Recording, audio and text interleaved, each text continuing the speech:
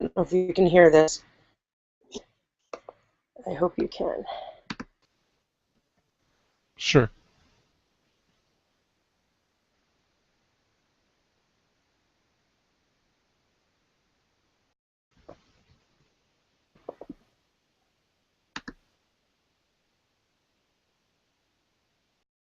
Hangout is on air, but my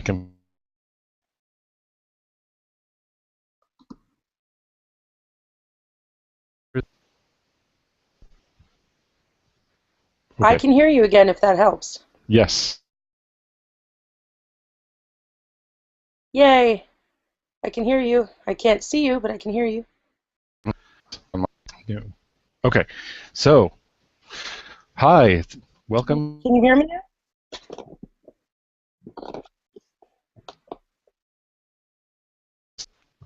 Yes. Can you hear me? We're having a little bit of technical Yes, difficulty. I got you. Awesome. Hopefully it'll stay back. Let's try that again. Hello and welcome to another episode of Tell Me Another, the podcast about all kinds of storytellers and the stories they tell. I'm Josh Jordan, and today I have with me a special guest and a collaborator of mine sometimes, Miss Shoshana Kessock. How are you doing, Shoshana?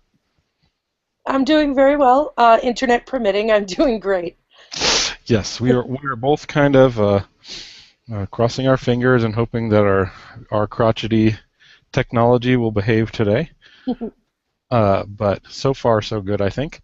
So I know you, Shoshana, as a LARP runner, designer, academic, and LARP organizer as well. So, but for those of you for people in the audience who don't know who you are, why don't you tell us briefly about yourself, and I'll make you tell us more in a bit.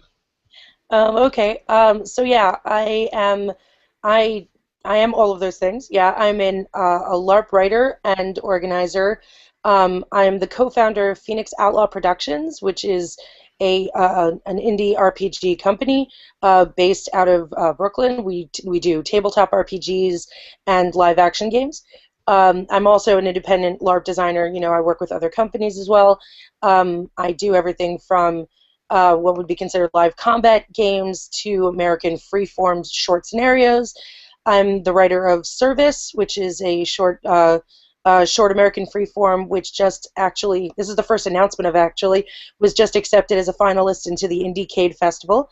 Cool. Um, yeah, I wrote, of course, Dangers Untold with you, Mm. and I'm working on Dresden Lives for Evil Hat Productions, which is the Dresden Files LARP with Fate Core, which is very exciting. On the other side of things, I do a lot of tabletop RPG design. I'm working on a game called Wanderlust, which will be probably coming out finally at the end of next year. And I do a lot of fiction writing as well. I'm working on a novel right now, which is on Patreon, which is called The Black Stairs. I'm also writing a comic book at the moment, and I'm an academic also who's written a couple of papers about safe space creation and cultural appropriation in gaming spaces. I do Okay. blogging on the side as well when I'm not busy, but as you can tell, I'm working on a lot of projects. So Yeah. So what do you do that's not cool? No, actually, I don't think I knew about the Patreon, so I'll have to check that out. yeah, But it was my first opportunity to say, I'm going to write a novel. It really came out of honestly being unemployed from a 9 to 5, and I said I always wanted to write this novel, and I want the community to sort of be a part of it when we can put this story out together. So. yeah, that's cool.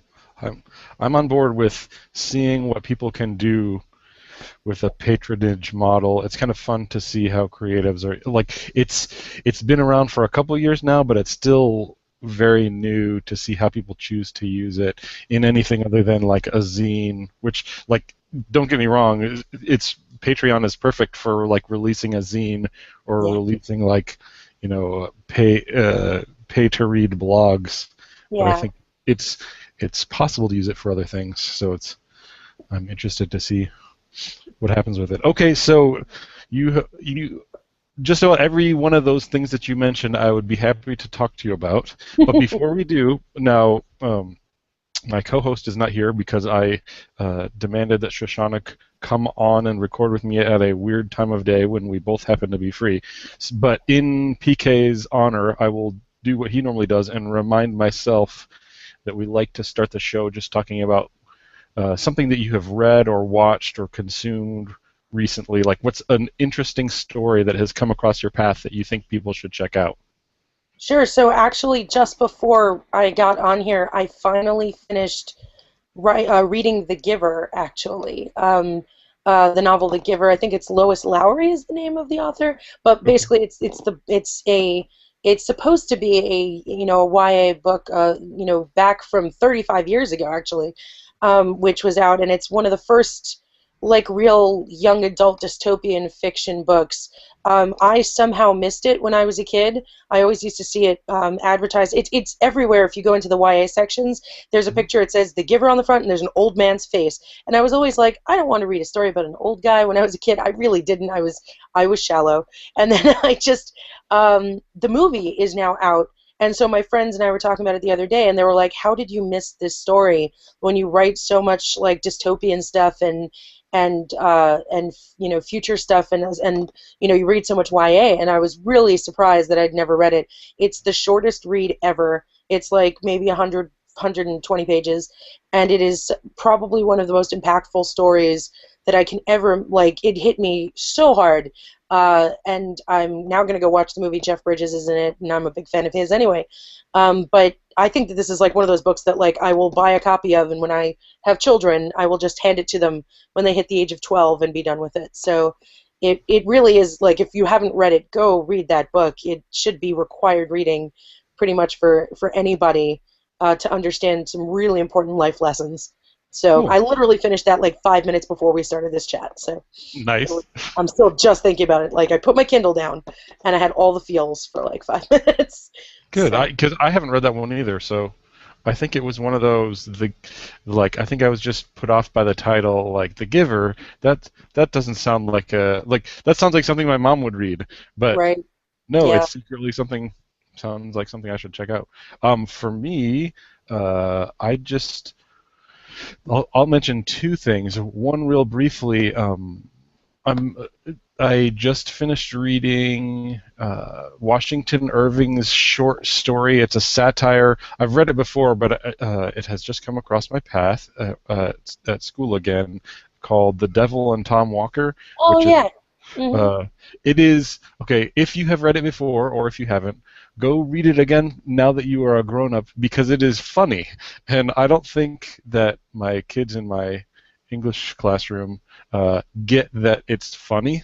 mm, It's clearly like it is a short story that is a satire about um, greed and hypocrisy inside of a conservative church environment, which is something that I need to spend some time thinking about from time to time in my life.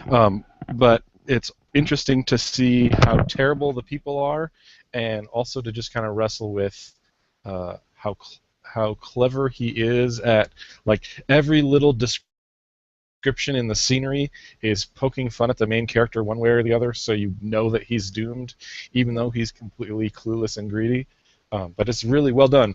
And Washington Irving is the guy who did The Legend of Sleepy Hollow, so uh, this is a less famous story by him. But um, if you like yourself a headless horseman, go check out something else by this guy. It's very political, but I think that it speaks well to a modern audience. The other thing, on a very different sort of medium, I just watched The Machine last nice, night, and yeah, I had seen the preview, and I haven't been to a movie in the theater in a while, but now that it's streaming on Netflix, I noticed that Netflix suggested it to me and actually told me it guessed that I would give it 4.5 stars, which is mm, very unusual. But most of the time, Netflix will suggest a movie to me that it thinks I'm going to give 2 stars, which, side rant, I don't know why it would be suggesting such a movie to me if it thinks it's like, here's a movie you won't like.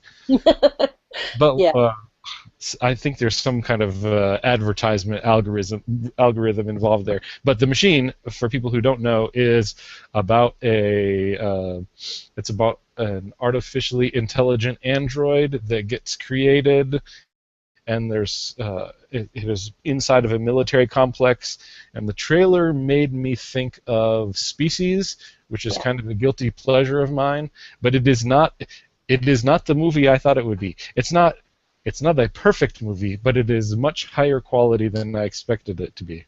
It actually reminded me, I saw it also a couple of months ago, actually, and it reminded me more of a cross between Blade Runner and I don't know why it reminded me of this, but this movie called Pontypool that I saw a while ago, which, by the way, if nobody has ever seen that, that's another amazing movie. It's on Netflix also, and it's a sort of a closed room scenario uh, of a guy in a radio show while like in a closed room having to deal with like these crazy things that are going on outside.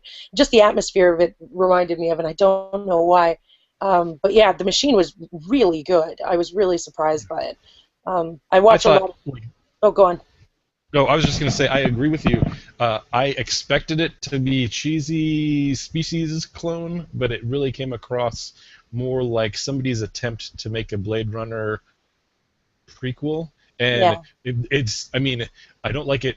Like, I'm not saying it will stand the test of time as much, but yeah, it was, I mean, it was surprisingly good. And it was creepy. And a yeah. lot of things that try to be creepy aren't. So, to me, Yeah, it's tapping into this weird thing that's going on. I'm actually writing an article about this, about creation and birth that's going on in stories right now. That there's a lot of shows and movies coming out about it. It's like a creepier version. I'm watching Extant on NBC with Halle Berry and Goran Visnjic, and it's about making a robot child.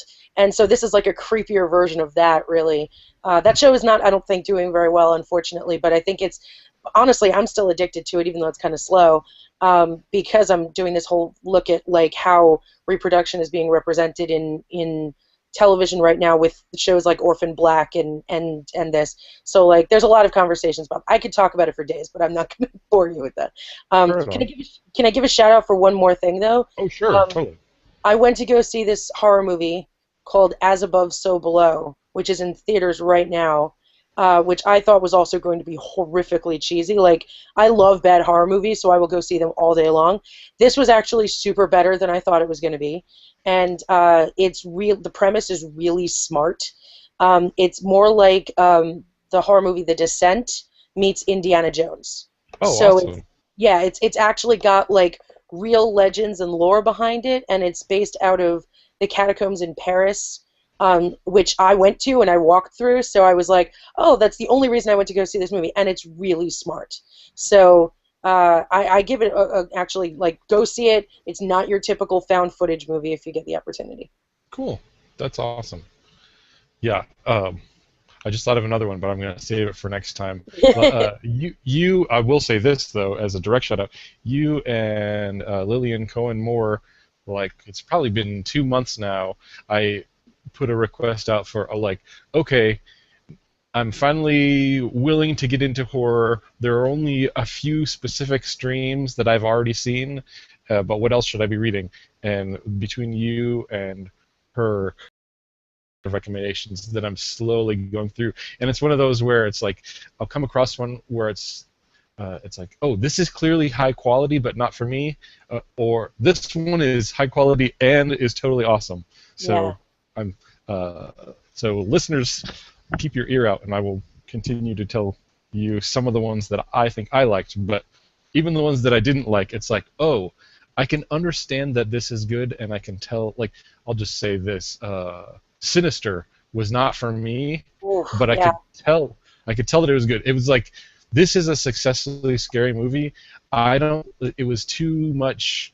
Like it was a combination of scary haunted house, bad parenting, and like the sort of torture footage. And the torture footage is a turnoff for me, and the bad parenting pushes my buttons. Yeah. So it was one thing I didn't like, one thing that made me uncomfortable for a good reason, and overall the whole thing was really well made. But it's like, okay, I can't handle this right now, but it's good.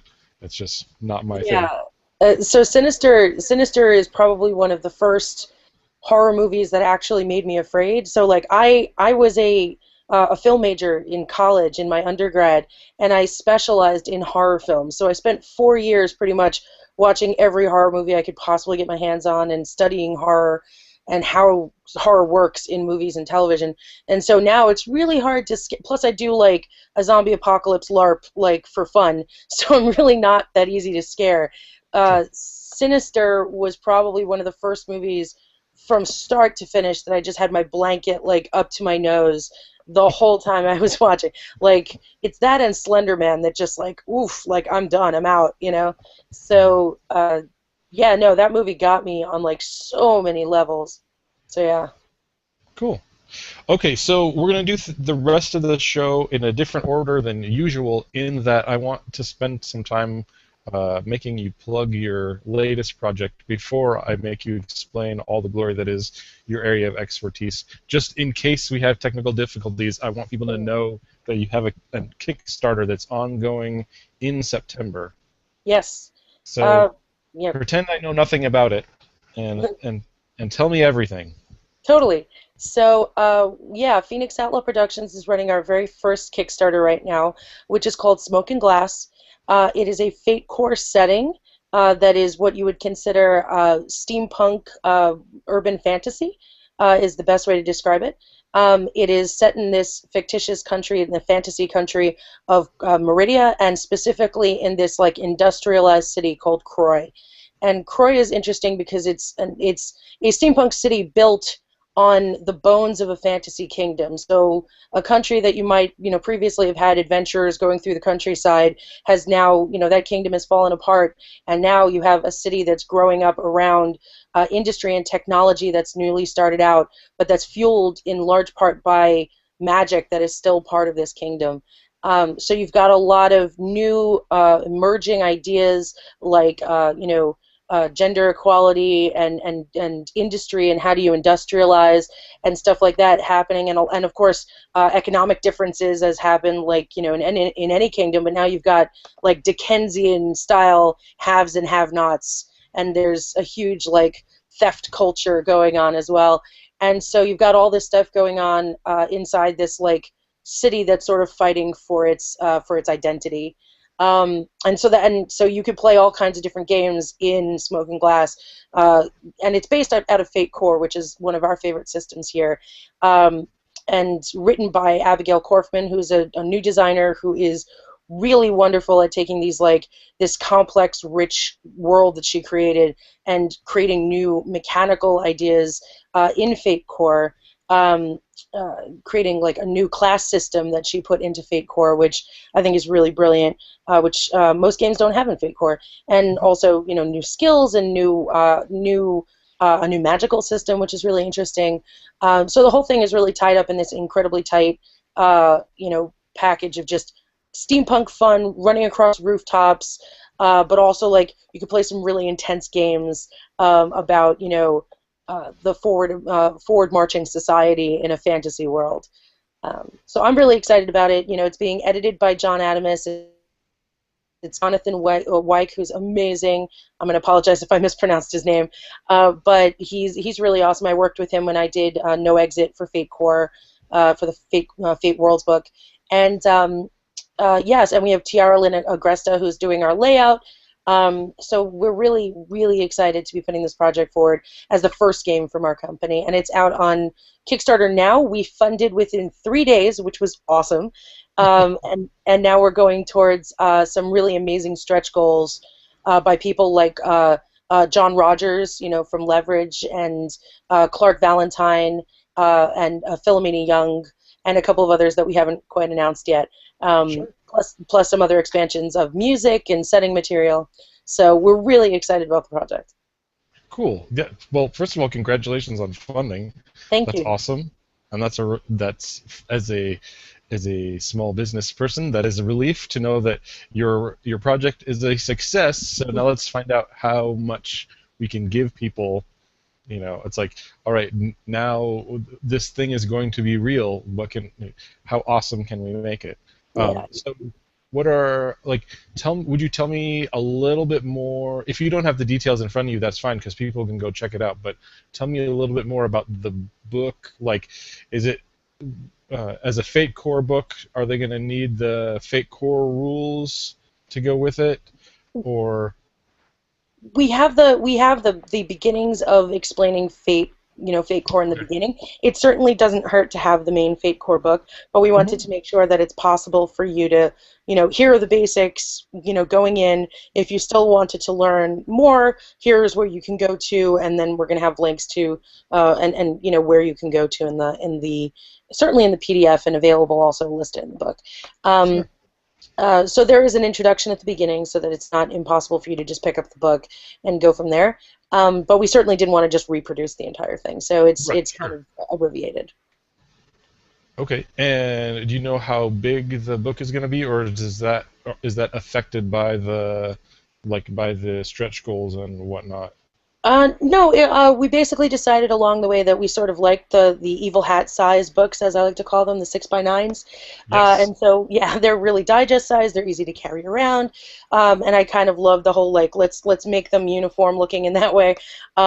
We have an option for a soft cover and a hard cover. We're working with Hugo Salas for a cover, and that's going to be really beautiful. And so we have the option. It's going to be about 200 pages, we're guessing. And we have some interior art, like I said, by Jonathan Wyke, which are, you can get some posters of them also. They're on the Kickstarter as one of the rewards. We also have, art by Nicole Cardiff. And so it's really going to be, a really nice one. I will let slip, and this is the only place I'm going to let this slip, that one of our stretch goals, if we unlock the ones that are already announced, one of the next ones is Mark Richardson doing some maps for us. Cool. So that we can have some maps of Croy and neighborhoods in Croy. So that's the secret I'm not supposed to let loose, but since we're on here, I will make the executive decision to do that. Right on. Um, yeah, so the book we're looking to make the book as beautiful as we can, and like I said, we have the setting of Croy itself is just a small part of Meridia, and some of the expansions are to talk about different sections of Meridia, and the expansions are part of the stretch goals that we're really excited. So you can play a really intense, really well fleshed out story of Croy in there, and about the city and the different sections and the different organizations. Uh, you can get all of that in the book. And then, of course, if we get these stretch goals, we're going to expand to some stuff that's outside of Croy as well. Josh Harrison is going to do an expansion about pirating gnomes, which I'm really excited about. Uh, Gnomes on the high seas. So, yeah, we have a lot planned. So we're excited to see where we go. Good deal. So do you know if everything goes as planned, do you know when the main book will be in people's hands? We have so with the understanding that, of course, this is our first Kickstarter, and Sure. that we have spent a great deal of time. I will say this, talking to a lot of people who've done Kickstarters before to try to make sure that the plan is sound, Hmm. so that we can get the book out when we say. That said, that the plan that is listed on the Kickstarter is February of 2015, Okay. because the book is predominantly written.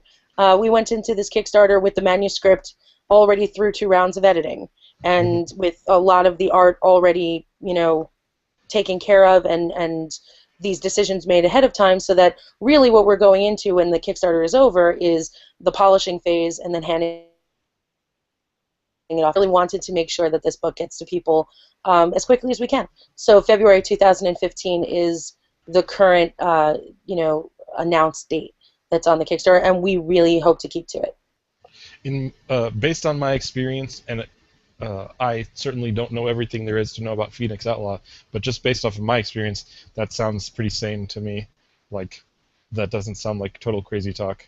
Yeah, we talked about it a lot, and we had some wonderful people. Mark Diaz Truman gave us some wonderful feedback, and I spoke to a bunch of people at Gen Con, and Hmm. I cannot sing the praises of Tim Rodriguez enough. He literally came and sat with me to go through everything to make sure that I wasn't messing anything, and missing any details that could mess up the production schedule. I've basically served as project manager for this, as well as being the co-founder of the company. My co-founder Josh has been in charge of sort of the marketing and also fostering the project during the project, but I've been taking care of a lot of the organization. So I wear a lot of hats when it comes to producing over here. But yeah, I don't think it sounds too bad. No, that's very reasonable. Okay, so I'm on board. So people can go to it's Smoking Glass, right? It's Hmm. Kickstarter.com. Search at Smoking Glass, or I will put a link in the show notes here, um, and make sure everybody gets a chance to check it out. For those people who uh, don't like exactly all the same games that I do already, that you might not recognize. I would say I recognize about half of the names that Shoshana just listed off, and they're all good. And the fact that there are half that I don't know is actually exciting to me because that means that there's some new talent in there too. But it's like, oh, Mark Richardson, yeah, he's a nice guy, and he's really good at making maps. So if Yeah, he he's is a great. stretch goal, then that's cool because first, he will get it done and it will look awesome, And if you talk to Mark Diaz Truman and all, like you have done your homework is what I'm trying to tell the listener. Uh, and not that I'm an expert, I just know some of those people and I know that they know their stuff. Yeah. And I will also vouch for Shoshana as a project manager slash designer. I know from personal experience that you get things done when you say you're going to get things done. So We do so our best. We do our even though best. it's Phoenix Outlaws' first Kickstarter as a combined entity, this is not your first rodeo, No. and if you're the manager, then you kind of know what to expect. At least some of it you've done before. Yeah, that was kind of I'm not gonna lie, that was kind of my intent with like we had planned to run a Kickstarter for one of our projects for a while, but my intent really was to spend a little time working for other companies and learning the ropes before I got into Kickstarters, and before starting our own company. I wanted to make sure that I learned from people who knew what they were doing, like you, and I really enjoyed working with you because I learned a lot about being on the inside of a Kickstarter when we worked on Dangers Untold, Mhm. and I also had the absolute privilege and joy of working for Evil Hat for Oh, some time now, and I was on their Fate stretch goals list as part of the one of the settings. I was on Storiums as well, hmm and Becoming and a couple of others. So I've had the opportunity now to see a bunch of projects come about, and and how people have approached their fulfillment, and then just speaking to people, like people are really open and honest and wonderful about talking about best practices for Kickstarters if if you go up and ask them. So I've had a great wealth of experiences from other people that really helped before, and I was still nervous. It was ridiculous. I was so scared. that's um, good. That's the way it should be, in my opinion. yeah, I It's think if like, you're not scared, you're missing something. Like you should have concern, and I only say this also not concern like bad concern, but like you are dealing with people who are putting their trust in you, so like you want to make sure that you meet that trust. So I take that pretty seriously. yeah, good. And um, I appreciate your compliment there, and I am more than flattered to be in the same paragraph as Evil Hat. The scale of their Kickstarters is orders of magnitude different than the Oh, scale of my Kickstarters, but I think you're right that as a community we do a pretty good job of offering cautionary tales and advice to people. Like I honestly, since these are creative endeavors and the money is coming out of the pocket of someone whose name none of us want it to be just a total train wreck. We all want to say, "Oh, I did this and this was stupid. Don't do it like I did." So if you collect enough of those, then you're probably halfway to a decent plan. yeah. Okay, well, cool. So everybody should go check that out. Um, Now, if you don't mind, why don't you tell me a little bit more about the kinds of stuff? So we know that you can wear a project manager hat. And by the way, it's weird. Listeners can't see, but this is probably the first time I've ever seen you without a hat on. So you're just totally Yeah. throwing me off. But that is neither here nor there. Uh, so we know that you can wear a project manager hat, but when it comes to storytelling, what you are a multi-class LARP and tabletop expert. What are some of the things that you like to do? Are there certain themes that you always hit? Are there certain design goals that you like to spend your time, like exploring? Oh, that was Sure. Yeah, so I do, touch a lot of different mediums, I guess we'd talk about, but I really enjoy, like, it's no secret I enjoy writing and dealing with horror. That's just fun for me. I'm all about, dark supernatural stuff, urban fantasy. It was one of the things that attracted me, to the Dresden Files and working on that LARP. It's one of the reasons, but I just in general enjoy more modern stuff or modern world stuff. I'm not a traditional fantasy person. Actually, until Abigail pitched, Smoking Glass, I wasn't even that much of a steampunk person. I like to deal with themes that are more realist, quote unquote realistic. Mhm. So I like writing games and telling stories that touch on the fantastical and go pretty far out there. Like to me, I approach storytelling as a blank canvas. Like you decide. A very smart person that I learned from said that the art of creating is the art of making choices. And when you make those choices, you fill up the creative space with what you want there. And you never take anything for granted, so you can choose what you want to put into that space. So I usually choose in my little, toolbox a lot of darker stuff, a lot of horror, a lot of grit. Um, but sometimes I kind of wander off and do other stuff. My life is I really want a place where we can explore you know, complicated, difficult topics that people sometimes shy away from, but that we have the opportunity to use stories to explore and to talk about. And I make no bones about the fact that most of my stuff is not like escapist fun like games.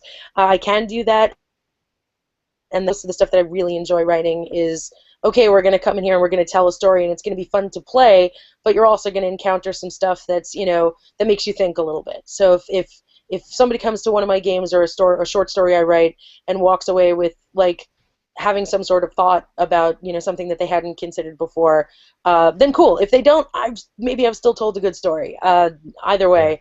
way, that's my aim. So I even did that in the short story I did for the doll anthology. I really tried to do that as well, which I did for you as well. Yeah, that was one of my favorites because I got to write a talking stuffed T-Rex, which was one of my favorites. Um, Yeah. so yeah, that's what I do. That, What I that was, do. um, I was just going to say, oh, so uh, I don't think it would be unkind or unfair to say that you do a good job of raising social justice topics inside of the genre of the story in an appropriate way. So I'm not surprised to hear that in Smoking Glass, steampunk, what's that? But um, industrialization and, like women's rights are things that you can possibly address there. I'm not saying I'm not accusing you of harping on any one specific thing. I'm just saying that I'm not surprised to hear that it is possible for those things to come up in one of your games. You I, know, I I will go as far as to say that I will take the criticism and or comment of harping with no problem because I mean we're currently redesigning the Phoenix Outlaw website, but very shortly you will see on our website that it says very blatantly on the bottom that we are here to make some noise and to kick up some dust and to make games about things that you don't necessarily see in games that often, which include tackling issues. We are about writing about inclusivity and about social justice and creating games from a diverse perspective. So, like, games that don't take that stuff into account, that's cool. I enjoy them. They're fun. But I sort of do, look at that stuff when certainly when somebody comes to me and pitches a game idea. Somebody came to me recently and pitched a game at me, and I was like, I don't know. And then they were like, but wait, this is all about like child labor. And I went, oh, okay. I see where that fits in there. And so I do enjoy, putting these things in games, but not in the sense of like we have to smack somebody in the head with it as if they're like learning. It's not a learning game. Like, I'm very against the idea of like gamification of learning from the perspective of like, we are coming to you with a message. Here is a message. Right. But more I'm about the fact that education comes through experience, Hmm. and understanding ideas doesn't usually come from rhetoric. It comes from understanding story and experience and empathizing with another human being, and stories create empathy in my eyes. Hmm. And so, like, experiencing that through games or through fiction is a fantastic way to, to explore ideas outside of your comfort zone, and in a safe environment, which is very important to me. That appeals to me as a fan of story. I didn't mean to interrupt you. I think you lagged there. That appeals to me as a storytelling, a student of storytelling, I guess, because even though you mentioned how, you know, traditional fantasy might not be your thing, and that you tend to tell more modern stories, um, Aesop, Hans Christian Andersen, and many, even Socrates in a way, they're all about, okay, let's tell stories together, Hmm. and there can be an explicit moral, but there doesn't have to be. It could just be, especially in a collaborative storytelling environment, there's room to just say, hey, here is a post-apocalyptic game. Avery McDaldno, who I like to use as an example. Yes. Here's a post-apocalyptic game, and here's a social issue that we are explicitly putting in as an option.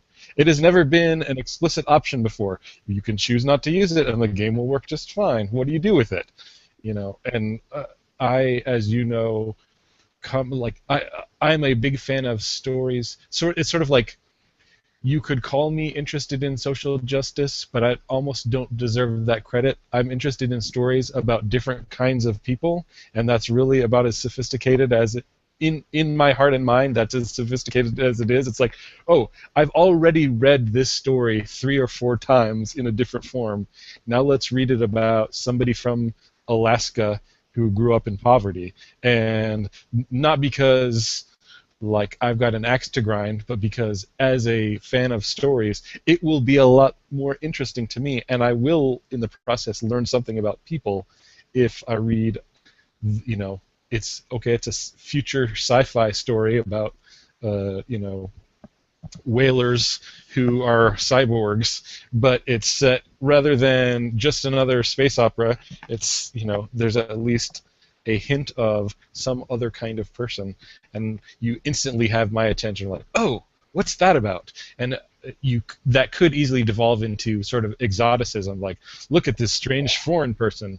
But what it should be is they look at this human person who you have never considered as existing before, Yeah. see how they deal with some things that you haven't thought about before. Absolutely. I You think know, I think you're. I don't think you're giving yourself enough credit there. I mean, I think it's most people that I know who, interested in quote unquote what we would call social justice issues are really like are interested in seeing these stories told just a lot for the same reasons of what you're saying, which is not just for representation, but because it just enriches the storytelling atmosphere. It creates a greater mosaic of stories that are being told, and it's allowing people who are who are different, who are outside of what would be considered the norm, to see themselves represented in stories that are shared around, which is so important, for people when they're growing up to feel a part of the larger community, to see yourself on television or in movies, to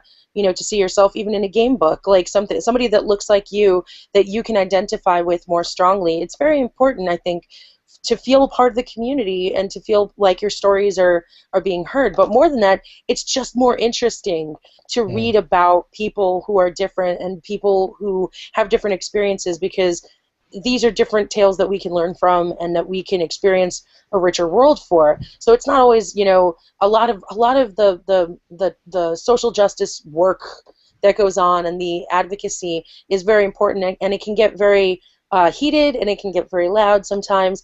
But I think at the heart of it is a lot of people who really are just saying, we want to be seen as represented in the storytelling culture, so that our stories are out there as part of the norm, and the world would just be a richer place if that was the case. And so I think, I always try to approach it from a positive atmosphere because there's just so much negativity that gets thrown around at people about it. So I just love to, hone in on that. That is, the stories should be told because it's just better for everybody when they are. Yeah. The episode that will drop right before yours. Yours is coming up like ASAP, um, but the one that I actually have ready to go and I've already sent to my Patreon backers is uh, by it's a, I interview a guy named Lee Francis who runs a comic book company called Indigenous Narratives Collective, and he and his co-workers are Native Americans and or Canadians, and their goal is to tell stories about Native Americans and or Canadians. I think they're mostly Native American. Uh-oh. Flag. Else, from sci-fi to fantasy to fairy tale to modern adventure. And the fact, like, just talking to him gets me excited because it's like, why doesn't this exist already? That sounds awesome. He one of their Yeah. first books that's coming out is about a real guy that he knows who goes and collects missing cultural artifacts and is essentially the story is framed in kind of a Native American Indiana Jones format, like kind of tongue-in-cheek, but they are real stories about this guy, and it's just like incredible stuff that you would never think of, like, oh, these are the sacrificial robes that still have white people's blood on them from the revolt 200 years ago, and somebody Yeah. was selling it on eBay without permission, and this guy has Jeez. to go hunt it down and put it in a museum. That's like, that is an awesome story. I mean, it's a terrible and serious subject, but Yeah. unless someone tells the story, I will never hear it. So, Yeah. so that he is doing the same sort of thing you were just talking about in his world, and that gets me excited. So, what are some things that you are working on or are halfway done that are your babies? I realize that this is one that you care about, and people should all go support it. But what's getting you excited? Oh, so I'm such a like hummingbird when it comes to work sometimes of my own. I've got a few things that are sitting on my plate. There's three that I'm really excited about, and I just kind of bounce around between the three. Um, let me put it to you this way: it makes things slower when it comes out, but it makes me happier. So, um, one of them is the first is a comic book series that I'm starting to write. I've never written comic books before. I've been a comic book reader since I was like 5 years old, and I love comic books beyond anything. So I'm writing a comic book series that I started thinking about. I recently had brain surgery, a few months ago. I think you know this, Yes. but when I was recovering, and especially right before that, you have a major surgery like that, you really start thinking about like your life. You start thinking about some really heavy stuff. And right before I went into the hospital, I was really scared, and I started thinking about life and death, like you do. And so I'm writing this comic book, which is about uh, girls who have died in their young age. They're all under the age of 18, and they've died, and now they are traveling the roads of America, trying to reclaim things for the gods of the dead. They're made like it's like a Charlie's Angels meets like Sisterhood of the Traveling Pants if you had to deal with the gods of the dead. It's really, Okay. yeah, it's so I'm calling it Nowhere Girls, and it's I really have fleshed it out. The first issue is almost finished. I'm almost done writing the first issue, and I've got the spread for the first 5 issues done. I'm looking for an artist right now. That's like my biggest thing, is to find an artist that can carry this, and my aim is sometime next year to carry it to Kickstarter to get the first 5 issues done. But that's going to take some time. Comic books are a whole new industry to me. I've gone to Comic Con and talked to people and done my research, but that's sort of my way of doing things. I go to the conventions, I talk to people, and I take like 5 years to do anything because I want to make sure that I have like all of my ducks in a row.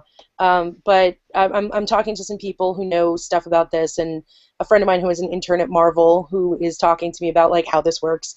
So I'm excited about it, and I think it's a really interesting story because it came also out of the idea that like we want to tell more stories about young women, which came up when you and I worked on Dangers Untold, and I was like, you know what, I Woohoo. should just do that. Like I should just go and write some more stories about girls who are, you know, young and have their own stories, and especially because this is a comic about girls whose stories are preempted by their deaths, and like they get to finish their stories, which I'm just really excited about. There's something really, I don't know why I'm really like there's something really intense about this project for me. So I'm like, even when I'm busy, I try to like check in on the comic like every couple of days and write a little bit more, even though I'm like doing a ton of stuff. The other projects that I'm working on is I have a novel that I'm writing for Patreon, which is called The Black Stairs, and it's a really interesting future setting that sort of mutated and shifted. I originally was going to start it out with something like 1984-esque with angels, which is weird and fun, I think. And it's still like that, but it's got a lot of very personal stuff about. I was going to start off being very like edgy and cool and like, you know, futuristic Blade Runner style, and then it just turned into this story about a young woman who lost her husband, and she's being reprocessed, which basically means that she's being reassigned to a different husband, and a different family unit or a different partner, so that she can restart her life. And it's within this very like dystopian future, totalitarian future, and what she discovers through that. It still has supernatural, angelic elements to it, but I'm not going to ruin it too much because the first chapter has just started, and the way it works on my Patreon is like if you back at $5, you get the chapters as they come out once a month. So like that's how it works. You get to watch this novel evolve, and then if I get a few more backers at $20, you get to actually be named a character in that book, which is going to be interesting. I have a friend of mine who already is interested in doing it, so he's going to get to be in the book. But I'm really excited. It became a story about getting old and getting older, and that's something that I really tapped into recently, where I was like, oh, I'm 30. Okay, that changes life a little bit, and I know that's not old. Before anybody on the internet jumps on me, no, I know that's not old, but like, you know, it's a process of learning and getting older. And in the society that I'm writing in this book, 30 is old, and is considered. It's a culture that, you know, worships youth in a lot of ways. Um, so yeah, so there's those two things that I'm working on. So that's just started. Um, Mhm. and then there's a novel that I am over halfway finished with that I've been writing for over a year, which is an urban fantasy novel, and it's the start of what I hope will be a series of urban fantasy novels. The whole world building of that took forever, and that's what took so long. I have a lot of ideas, but just deciding which ones are the best ones to actually go forward with takes me some time. Mhm. But I built this whole world. It's an urban fantasy modern world about very tribal cultures of supernatural creatures that live just under the surface. Like it's so close to the modern world. And the novel is about what happens when there's one person who is created to be the monster that destroys other monsters, that literally to be the savage that kills the savage creature, not savages, and you know, but Right. the savage monster that comes and scares the monsters in the dark. And how does a person deal with that? And what happens to that person? So, and it's a female protagonist who I'm, you know, who's very different. I write her when I'm having a bad day, because she is the complete opposite. Like people know me to be loud, but she is brash and angry and very against, you know, against the type for a hero. So, you know, it's the idea of, you know, what would happen to this person? Well, she'd be pretty antisocial. So there we go. So that's a lot of fun.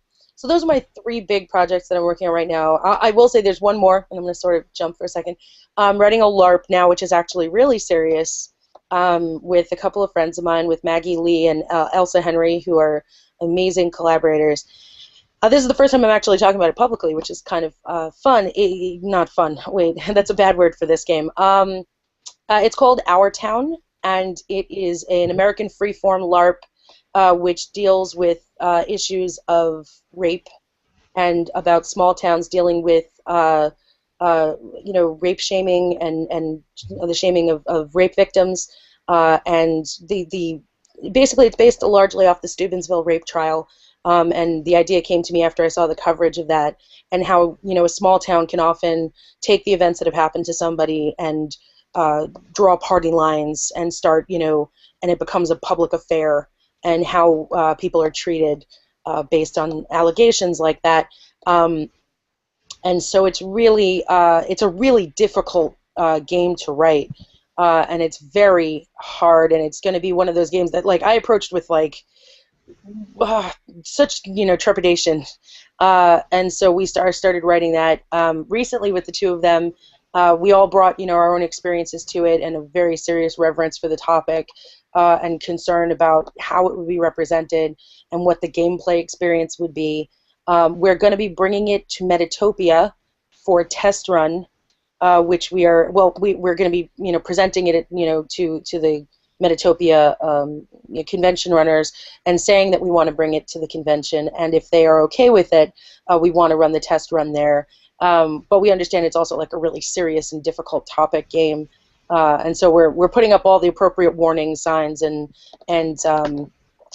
bracketing it as best we can. But we think it's a really important topic to talk about. So, I have meetings with them, like, once every week or 2 weeks, so that we can work very seriously on this game to have it presented at Metatopia. So those are the things that I'm working on, besides for for Dresden Lives, of course, which I'm working on, which we're in edits now for. So we're having a really, I'm having a pretty full plate right now, but it's all really good and fun stuff. Good. Well, you have enough things on your plate, that's for sure. That's not all of it. That's not all of it, but I take my writing pretty seriously, so I spend a lot of time on it. Yeah, good. Well, I've been having fun talking to you, and I want to stay updated on all of these things. So make sure that on the Twitters and on the Google Plus and whatnot, you don't disappear. I'm sure you won't. But I look forward to seeing how those things develop. I especially think it's interesting to think about how would you make a game that addresses rape a playable game. I think it's possible, but not easy. So, and I think American Freeform is a good format for it, because I think some people who are accustomed to that format, although it's still super new, can handle some serious tones and kind of wrestle with the topic appropriately, but it's still. I am curious to see how that develops, because I think it's possible and worth doing, but not easy. Yeah, it's been a really hard road. Like, immediately, I'll give you the one thing that we immediately said when we designed the game. Like, when I approached them with my initial layout, I told Maggie and Elsa that I basically did not want the rape victim, for example, to be present as a playable character or even an NPC, or not. Like, that's not the story we're trying to tell here. We're not about recreating the discomfort of victim shaming. We're talking about it. We're not there to actually reproduce it. And so that's the most important, like, thing that we kept in mind was, what will happen when you introduce this element into the game? Does it create the atmosphere to back the themes that you're trying to talk about? And so the last thing we wanted was to, here's your character sheet. By the way, this is what you're going to have to play for the next 2 hours. Right. Is not anything we would ever want to put in the hands of some unsuspecting player. So, like, when we're writing this game, it's with, like, we had to play every game of what if. Like, what if this happens at the game? What if, we are exhausting ourselves trying to make sure that this is an experience that does what we want it to do, and that certainly doesn't trivialize or harm or traumatize anyone, or doesn't, on the other side of it, doesn't make light of or just create a flippant environment. Certainly not, or just a blasé environment about the topic. Right. Yes, I trust you, and I look forward to it. It is more than this, but one thing it is an interesting design challenge that you've set for yourself. Yeah. So that's cool. What else can we talk about? Where can people go to find you, or do you want them to come find you or your stuff Where's a good people to place for people to give you money for things? Sure. So the first thing that I would say is, of course, Kickstarter for Smoke and Glass right now is really important for us. So yeah, go to Kickstarter and check out Smoke and Glass. Like I said, the website for Phoenix Outlaw is actually getting revamped right now. It's got some basic info on it, but you can go to phoenixoutlaw.com. And you can email us at phoenixoutlaw@gmail.com. From my own work, I'm at shoshanakessock.com, and I know my name is hard to spell sometimes, but so that's my blog, and it's got a lot of the different stuff that I do independently. I'm really easy to find on Twitter because apparently I never stop tweeting, so I'm constantly on Twitter. If somebody's interested in my Patreon, so that's on Patreon. You just look up my name. It's pretty easy to find. The first chapter of The Black Stairs has not been released yet. It will be at the end of this month, so you'll be getting in right on the ground floor. And if you do get, by the way, and if you join later, you will get all the back chapters. So, like, you're not going to have to just start in the middle of the novel. You'll be able to get everything, all the back chapters, too. That's it. I'm not the hugest person on Google Plus yet. I really want to, but I can only manage so many social media places all at once. Sure. But that's a good place to start. And service, so my LARP service that I've also created is going to be hopefully going up on DriveThruRPG pretty soon. I'm just cleaning it up a little bit more, and in the PDF. And that's pretty much it right now. Dangers Untold obviously is available through you, and through it's at DriveThru, right? Yes. Or an Indie Press Revolution, or no? I'm not sure. Yep. Yes. Yep. And yeah, and then there's of course Fate Worlds. That's the Evil Hat. So that's pretty much the stuff where you can find me right now. Oh, I also do work with Eschaton Media. I've written for their Kronos Universal LARP system, which is really great. So I did some writing for that, and the Game Master's guide that they just put out also has a lot of work that I put into it too. So I used to write for Storytell for Dystopia Rising, their game. So I'm a big fan of those guys, and I do some work with them. So yeah, those are all my plugs of my various things that I'm doing right now. And anyone who is listening to this episode has no excuse for spelling your name wrong, because it's right. Oh, okay. Oh no. The device that they are used for again. Hold on 1 second. Okay. Okay. Cool. Would you?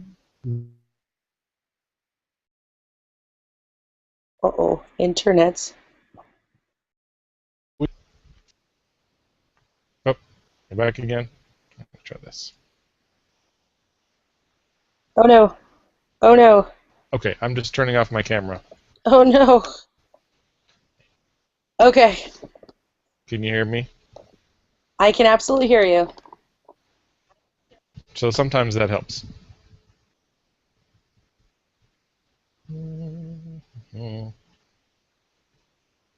Okay, would you mind helping us finish the story or helping us finish the episode by telling us a story? Sure. Yeah, okay, so let's see. A good story, it's not really a once upon a time story, but it's a story that happened recently to me, actually. So recently, I decided to go to the New York Renaissance Fair because it was the second to last weekend that the Renaissance Fair was going to be open, and I decided to go and give it a shot. Now, why I say give it a shot is because due to some recent health issues, I've been stuck in a wheelchair for a little while I recover from some health stuff. And if anybody's ever been to the Sterling Forest Renaissance Fair, it is not exactly the most even-grounded place. So being in a wheelchair there is sort of like taking a doom buggy. So you have to bounce all over the place in this wheelchair. And I was very concerned about it, but I said I wanted to go because I am a huge fan of the recently ended TV series The Quest, which is a reality TV show about fantasy, stuff in a fantasy castle. And I don't like reality shows, but I loved this show. So a bunch of the paladins, which is what they call their contestants, were there signing autographs, and I said, I'm going. So we rushed to get to the Renaissance Fair. My friend Nico went with me, and we got to meet the paladins, and we ate turkey legs and shopped, and I dressed in my like LARP barbarian costume, which was awesome, and because it was barbarian weekend. And we generally had a really awesome day. So by the end of the day, I was exhausted. I was in the wheelchair. We have hit every rock imaginable of every size and volume that you could think in the wheelchair. And I bounced along the whole day. And if anybody's ever been in a wheelchair off-roading, it's exhausting. You have kind of bruised the day after because you feel like you've been in a blender. But by the end of the day, I was ready to go home, and it was about 7:30. We waited until everybody else left to make it to the parking lot, and we were parked way far down. So there, and because there was no more handicap parking, so we ended up at the bottom of this hill. And on the way up, it had been really difficult, but on the way down was almost as bad because we get there to the bottom of this the bridge, and then we had to go up a little bit to then go downhill. And as we hit the bottom of the bridge, the front wheel of my wheelchair gets stuck. And I was sitting there as people are passing by on all sides. And I said to Nico, hang on one second, let me get the wheel out. And two guys came up behind Nico, and well-meaning as they were like, hang on, we'll give her a push. And I went, no, the wheel is stuck. And just as they pushed, the wheel basically broke. And so they left thinking they were very helpful, and they were a little. And meanwhile, we're left sort of in the falling dusk with me and Nico sitting on the side of this road with a broken wheelchair, still at least a quarter of a mile from where our car is. And I said, this is a problem. I don't know what I'm going to do because I can't walk that far. So there we are, and I thought we were completely out of luck. And this guy comes out of nowhere, and he comes up next to us, and he says, are you okay? Do you need any help? And I was like, the wheelchair's wheel is busted. I don't know if we can fix it. And he says to me, don't worry, I was in a chair for a while. I know how this is. Let me give you a hand. So he kneels on the side of the road in the middle of this forest, and he starts, he takes a little pocket knife out, and he starts trying to fix the wheel. And basically all that had happened was the tire had popped off the rim, but they're very hard to get back on once they come off. And he sat there kneeling in his, Renaissance garb, trying desperately with Nico's help in the dark to put this wheel on. And a bunch of people walked by and, were, just kept going about their business. And then this gentleman walks by with a group of his friends, and he turns and looks back. And he had gone at least 15 feet, 20 feet. He stops, looks back at me, and then comes walking all the way back. And very quietly, this tall, imposing gentleman just stops, and he goes, if you put your hand there, I think you can pop it back on. And he kneels down next to the other guy and says, hang on a second. And he pulls out another pocket knife, and the two of them start working. And these two completely different guys that you never would have imagined, and their friends hanging out, and this old woman stops, and she's like, hang on, I have a flashlight. And she helps out. And between the three of them, they were probably kneeling there for 10 to 15 minutes, just on the road. They probably had a long day at the Ren Fair, but there they were, these group of strangers trying to help me out.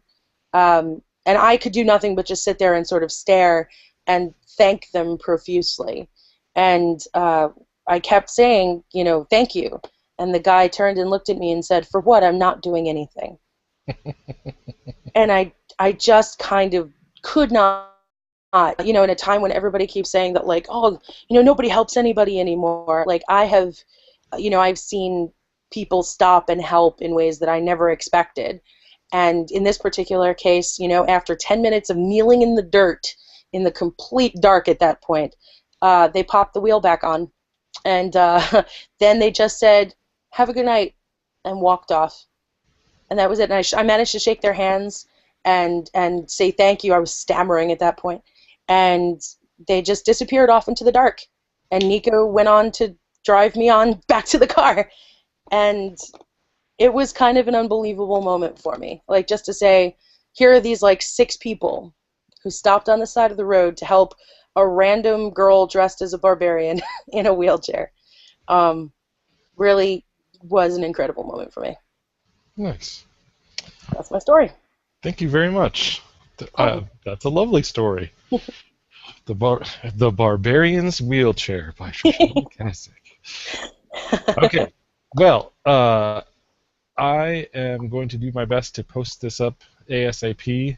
Um, before I forget, if you would send me a photo or some kind of picture to put up there, Sure. um, just for the actual website. But other than that, I think I have what I need, and I will do my best to include all the links. And as you may know, life has been a little crazy around here with the new job and whatnot. But um, this one is going to be a short episode, so it's going to be pretty easy. Totally. Sounds great. It's been fun. It's been wonderful. Thank you so much for having me. Oh, you're welcome. All right. Have a good afternoon. You too. Bye.